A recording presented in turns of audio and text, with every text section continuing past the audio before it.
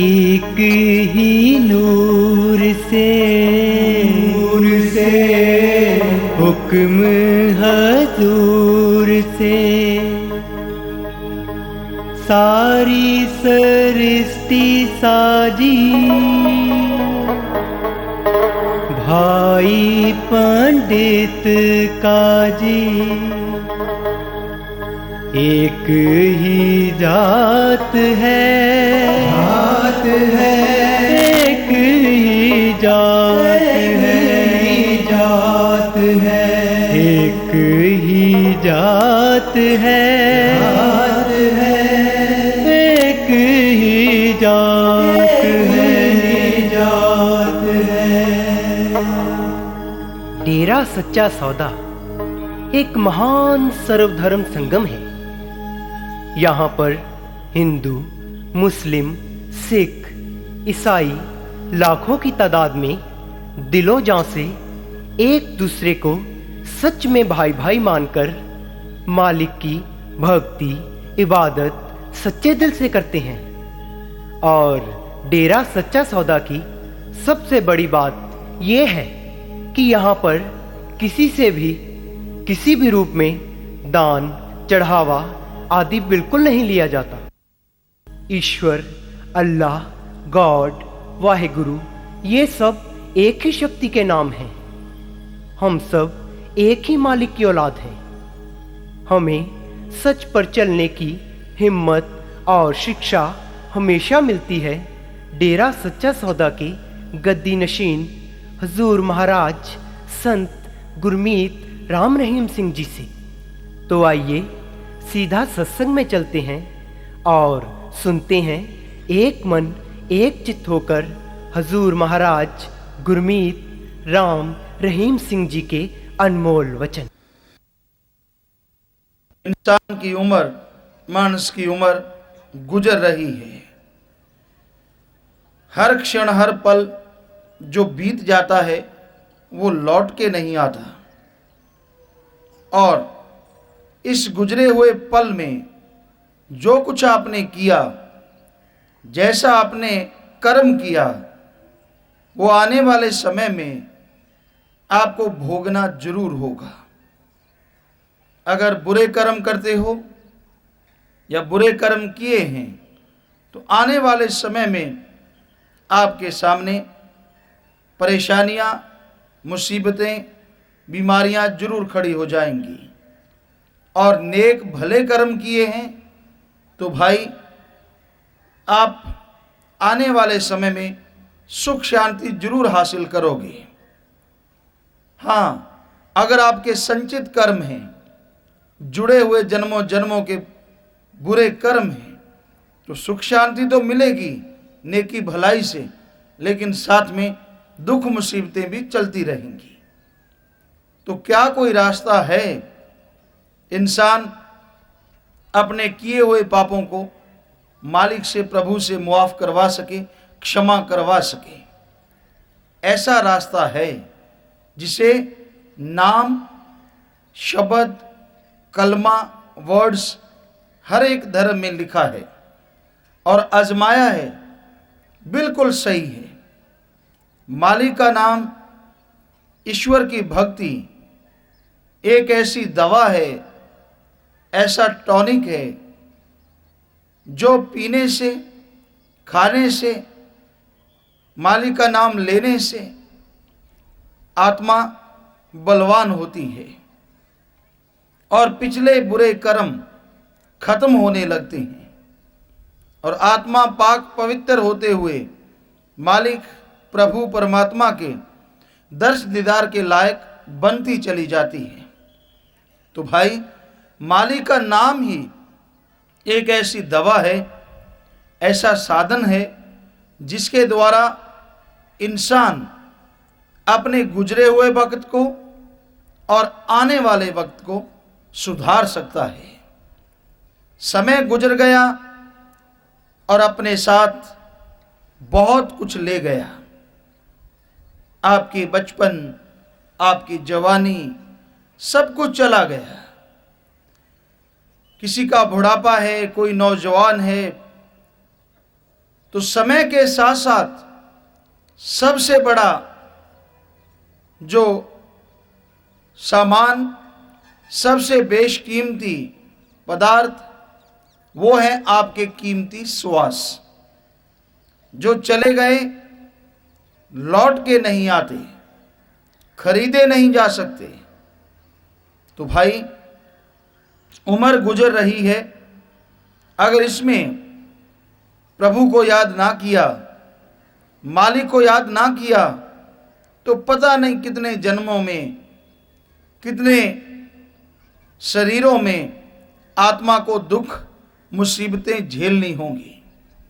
84 लाख शरीर बताए महापुरुषों ने। तो इंसान से पहले आत्मा को वनस्पति में पेड़ पौधे और फिर कीड़े मकोड़े, पक्षी, जानवर, इन सब की लाखों जूने, तब जाके कहीं इंसान का जन्म मिला। और ये मिला है अपने आप को मोक्ष मुक्ति दिलवाने के लिए। बाकी के जन्म, बाकी के शरीर किए कर्म भोग रहे हैं। जैसा उनको कहा जाता है वैसे ही वो कर्म करते हैं। वो गुलाम हैं काल के, महाकाल के। आजाद जून कोई है, खुद मुख्तियार है, तो वो इंसान, मानस। पर हे इंसान, जरा सोच, जैसे तू कर्म करता है, जैसे तेरे कर्म हैं, उनमें और जानवरों में क्या फर्क है। बाल बच्चों के लिए खाना पीना बनाना तेरा काम, और यही पशु पक्षियों का काम। बल्कि वो कई मायनों में आगे हैं।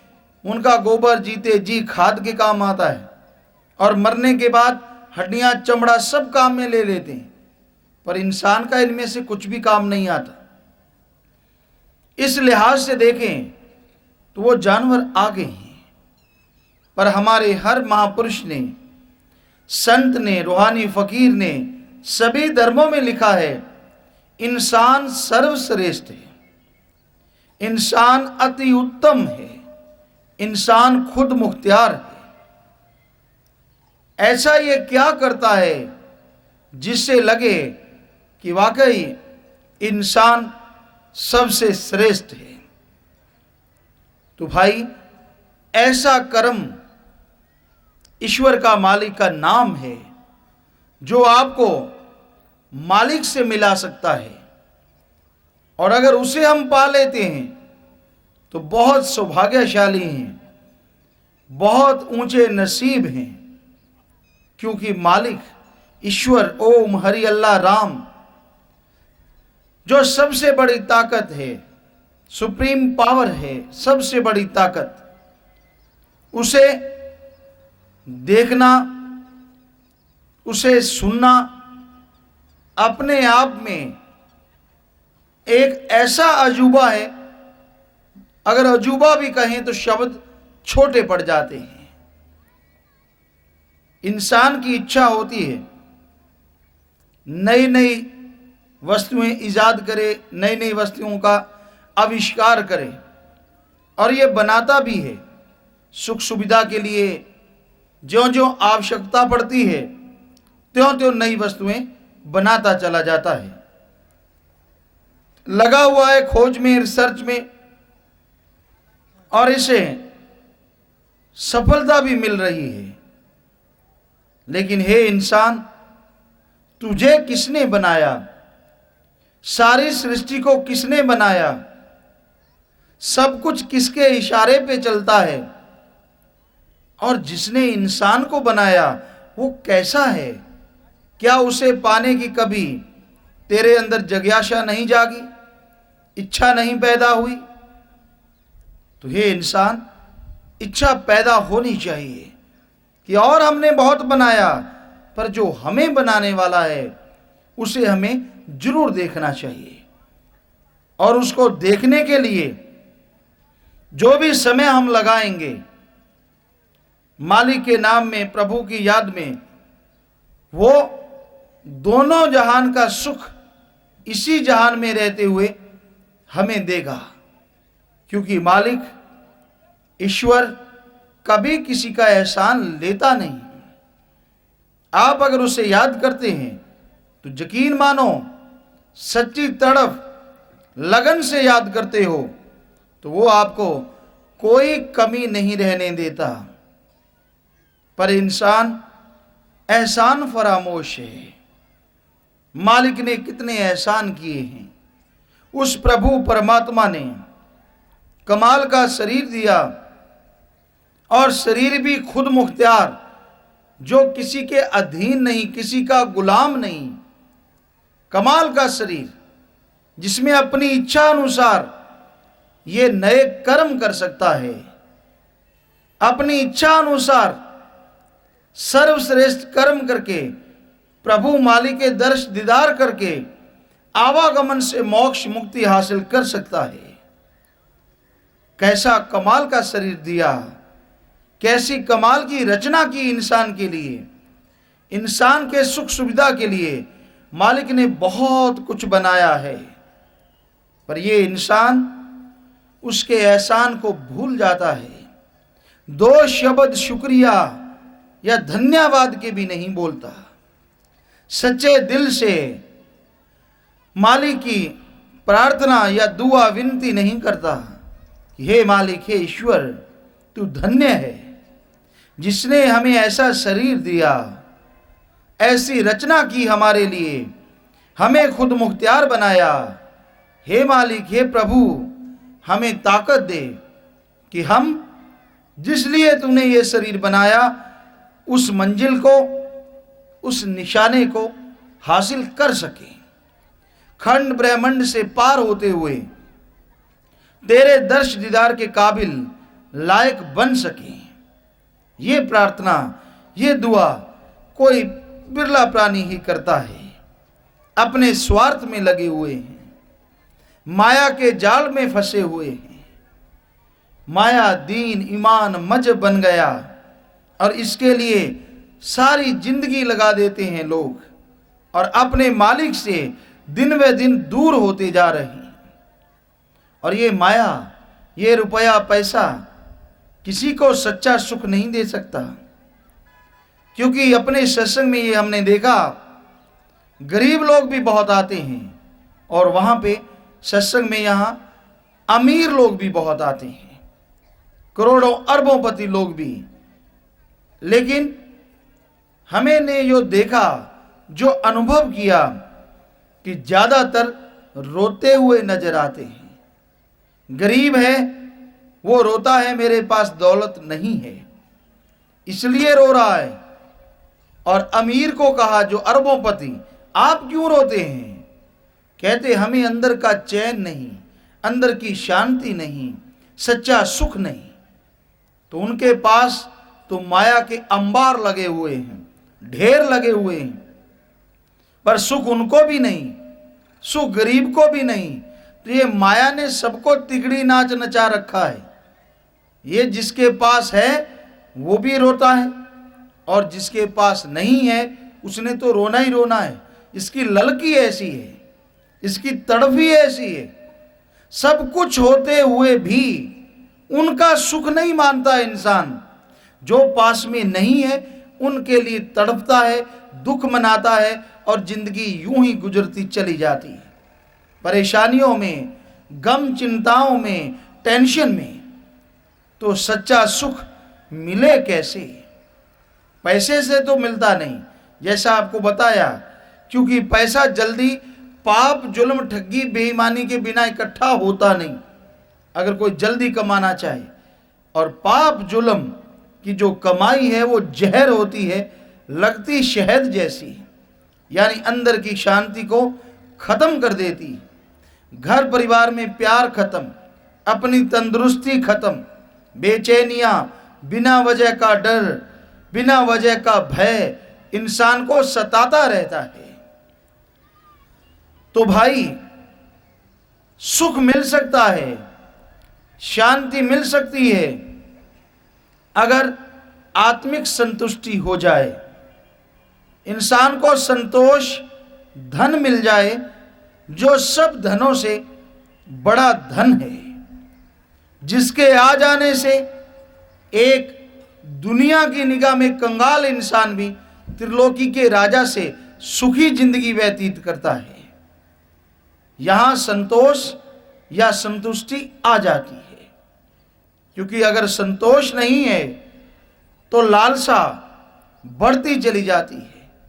तमन्नाएं, इच्छाओं का मक्कड़ जाल इंसान को अपनी गिरफ्त में लेता चला जाता है और इंसान अपनी घरेलू परिस्थितियों से, अपने जो व्यवहार है उससे और अपने लेन देन के चक्कर में, माया के चक्कर में बुरी तरह से फंस जाता है और छटपटाता रहता है। परेशानियों से कैसे निकलूं? समाज में तो इज्जत है, पर घर परिवार में क्या हाल है ये वो जानता है, या उसके घर वाले, या थोड़ा बहुत आस पड़ोस। वरना तो इंसान बाहर पता नहीं चलने देता कि उसके अंदर क्या हो रहा है। बाहर तो वो दिखाता है कि उसके से सुखी कोई नहीं है, पर सच्चे रूहानी संत, रूहानी फकीर के सामने आओ, वो एक पल में सब कुछ पढ़ लेते हैं कि ये बाहर से क्या है और अंदर से क्या है। पर लोग वहां भी अपना नाटक, अपना दिखावा करना नहीं छोड़ते। उनको होता है हम अपनी अकल के द्वारा, हम अपनी चतुराई के द्वारा सब कुछ छुपा लेंगे। नहीं भाई, संत फकीर सब देखते हैं, जान लेते हैं जैसे इंसान उनसे मिलता है। क्योंकि संत, सच्चा रूहानी फकीर मालिक से जुड़ा होता है, प्रभु से जुड़ा होता है, और वो प्रभु ही है जो सबका हिसाब किताब रखता है। तो वही संतों पे दया में रहमत करके ऐसी दृष्टि देता है, ऐसी ताकत देता है कि सामने वाले का भेद संतों को पता चल जाता है। तो भाई, फिर संत फकीर तरस करते हैं, जो मालिक का ही दिया हुआ है, दया करते हैं कि ये मालिक के बंदे हैं, प्रभु को पाने के लिए आए हैं, पर अपने आप को काल के जाल में फंसाए बैठे हैं, अपने आप को गुलाम बनाए बैठे हैं। मालिक ने इनको आजाद बना के भेजा।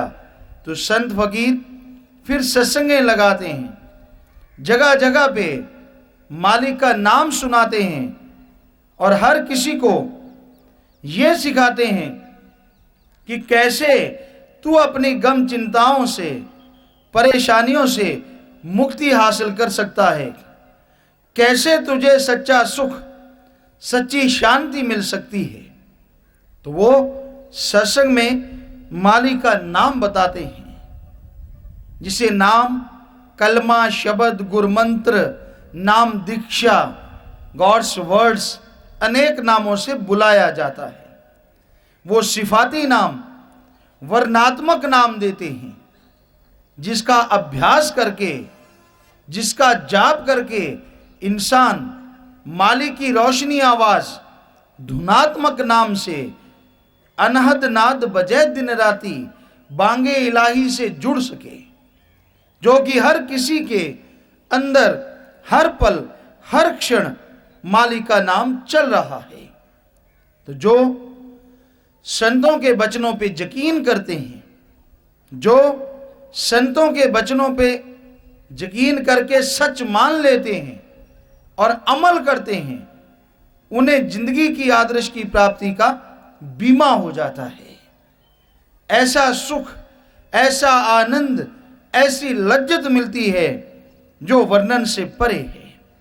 उनके गंदे विचार खत्म हो जाते हैं, उनकी अंदर की बुराइयां धुलती चली जाती हैं और वो पाक पवित्र नेक बनते हुए समाज में, घर परिवार में इज्जत हासिल करते हैं और अगले जहान में मालिक की दरगाह में भी वो इज्जत सत्कार के काबिल बन जाते हैं।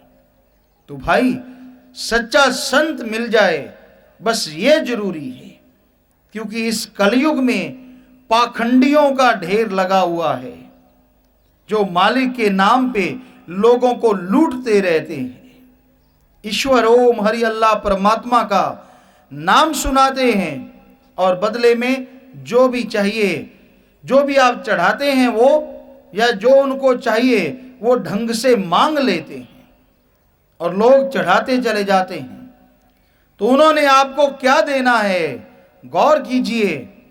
जो आपके आगे खाली झोली लेके खड़ा है, जो आपसे मांग रहा है, जिसकी खुद की झोली खाली है, वो क्या आपकी झोली खाक भर देगा जिसकी झोली आप भरते हैं? कभी विचार नहीं करता इंसान। कहता नहीं मेरे नोट दुगने हो जाएंगे, मेरा भला हो जाएगा। हे भोले इंसान, अगर उनमें दुगने करने की कला होती तो वो आपसे 2-2, 4-4 रुपए क्यों मांगते? कुछ तो दिमाग से सोचिए, कुछ तो विचार कीजिए। क्योंकि मालिक अल्लाह राम कभी किसी से कोई पैसा पाई नहीं लेता। तो भाई, सोचने विचारने का समय आपको मिला, सोचने विचारने के लिए सबसे बड़ा दिमाग आपको मिला। इस दिमाग का इस्तेमाल कीजिए। नहीं तो जैसे आप आए हैं, कीमती खजाना अपने अंदर लेके आए हैं, और एक दिन यूं ही दबा दबाया ये खजाना वापस ले जाएंगे। सच्चा सुख, सच्चा आनंद अपने अंदर के खजाने को हासिल कर लेना है। आपके अंदर मालिक का, प्रभु का हरि रस, अमृत, आबो हयात लबालब भरा है। पर आप सोझी नहीं करते, आप समझ नहीं करते और संतों के वचनों पे यकीन नहीं करते। आपके अंदर किसी चीज की कमी नहीं है। आत्मिक शक्तियां आपके अंदर लबालब भरी हुई हैं। भीखा जी हिंदू रूहानी फकीर हुए। वो लिखते हैं, भीखा भूखा को नहीं, सबकी गठड़ी लाल, गिरा खोल नहीं जानते, ताते भय कंगाल। भीखा जी कहते हैं कि हर इंसान के अंदर मालिक का वो अमृत आबो हयात लबालब भरा हुआ है। सबकी गठड़ी अंदर लाल है। वो मालिक की नूरे किरण, नूरे जलाल है। पर गिरा, गांठ पड़ गई है मन माया की। उनमें उलझ गया इंसान, वो गांठ खोलनी नहीं आती। इसलिए अंदर हीरे लाल जवाहरात होते हुए भी ये कंगाल बन के घूम रहा है। यानी अंदर सुखों का, आनंद, परमानंद का खजाना होते हुए भी ये टेंशन, परेशानी में, बिना वजह का डर, बिना वजह की गंदी सोचों में समय गुजार के जीवन बर्बाद कर रहा है। तो कोई सच्चा संत, सच्चा फकीर मिले जो बताए कि तेरे अंदर का जो खजाना है, तेरे अंदर का जो हरी रस, अमृत आबो हयात है, उसको तू इस तरह से पी सकता है। इस तरह से तेरी आत्मिक शक्तियां जागृत होंगी। तो वो तरीका, वो मेथड, वो युक्ति जिसे नाम कहा, संत महापुरुष खुद अभ्यास करते हैं। पहले वो अनुभव करते हैं और फिर लोगों को वो तरीका बताते हैं कि ये है वो तरीका, ये है वो आसान मार्ग जो आपके दुख दर्द को, आपकी गम चिंताओं को, आपके आवागमन के रोग को, जन्म मरण को खत्म कर सकता है। तो भाई, संत फकीरों की सत्संग में आइए। वो आपसे कुछ लेंगे नहीं, कोई चढ़ावा, कोई दिखावा, कोई नोट बोट आपसे नहीं मांगेंगे। वो आपसे समय चाहेंगे ताकि आप उनकी जो बात है, वो जो कहना चाहते हैं, आप सुन के अमल कर सकें और जिंदगी का सच्चा सुख ले सकें। ये खाना पीना, ऐश उड़ाना, ऐश प्रस्ती, ये आनंद, ये स्वाद मालिक की धुन के सामने, राम नाम की धुन के सामने बिल्कुल तुच्छ है, तुच्छ, बिल्कुल जीरो है। वो इससे अरबों खरबों दर्जे ज्यादा बढ़ चढ़ के है। जिन आनंद में, जिस मिठास में, जिस स्वाद में इंसान तू खोया है, उनसे वो मालिक का आनंद अरबों खरबों गुना बढ़ के है।